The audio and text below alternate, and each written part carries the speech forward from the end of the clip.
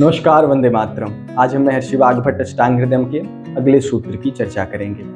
भगवान श्री कृष्ण अर्जुन से कहते हैं कि अर्जुन, कर्म के बंधन से कोई नहीं बच सकता है, हर किसी को कर्म करना ही पड़ेगा।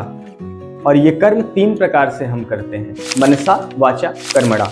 मन से, वाणी से और कर्म से। ये 3 प्रकार से किया जाने वाला कर्म या तो पुण्य के रूप में फलित होता है या पाप के रूप में फलित होता है।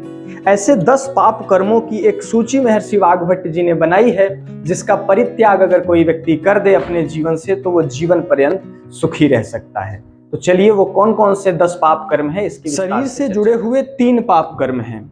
हिंसा करना, चोरी करना और किसी को मारना, और गलत प्रकार से इकट्ठे किए गए पैसे का सुख के माध्यम से उपभोग करना।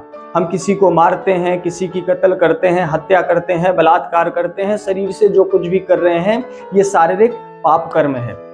हम लोग बहुत सारे लोगों को अपने शरीर के माध्यम से मारते डांटते तो नहीं है भले फिर भी, लेकिन कुछ ऐसी चीजें करवा देते हैं दूसरे के माध्यम से जिससे कि उसको शारीरिक तकलीफ हो जाती है। ऐसे शारीरिक पाप कर्मों से बचना चाहिए, झूठ से बचना चाहिए।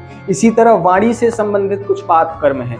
गलत प्रकार से किसी को बात बोल दिया, उल्टा सीधा किसी को बोल दिया, ऐसी बातें कह दी जो उस बात को सहन भी न कर पाए।